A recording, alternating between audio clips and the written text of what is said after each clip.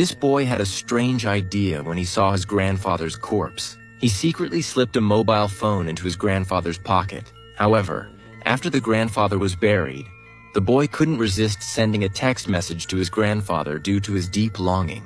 Unexpectedly, a bizarre event occurred the next day. He actually received a reply from his grandfather. It was a string of strange codes. The boy was terrified. He immediately told his father that Grandpa might not be dead, and they needed to dig him up quickly. But his father didn't take it seriously.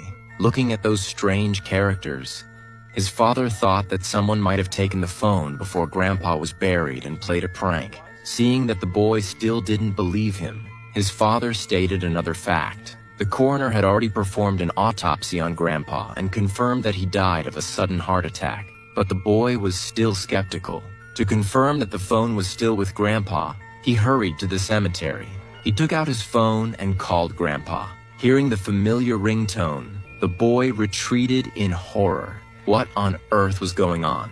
He dared not continue thinking about it and could only comfort himself that perhaps a hacker had hacked into Grandpa's phone and was playing a trick on people.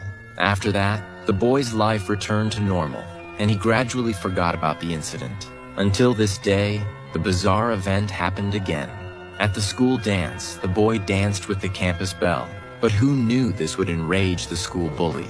The bully grabbed him by the neck, took him outside, and beat him up without saying a word. Before leaving, the bully even twisted his limbs into a strange shape. Fortunately, the class teacher discovered him in time and saved him.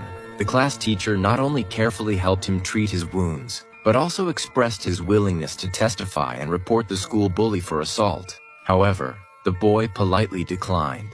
After returning home, he didn't want to worry his father and could only pour out his grievances to his deceased grandfather over the phone. It turned out that the reason he didn't report the school bully was that he was afraid of more fierce retaliation. After all, as long as the school bully was still alive, he could continue to torture him. Originally, he just wanted to complain to his grandfather, but who knew that the next day the boy actually received news of the school bully's death. He couldn't believe it and hurried to the scene, just in time to see the school bully's body being carried away by the police. It turned out that everything was true, but seeing the school bully's grieving family, he didn't feel the joy of revenge, but a sense of guilt instead. Then he learned from the class teacher that the school bully's death was extremely bizarre.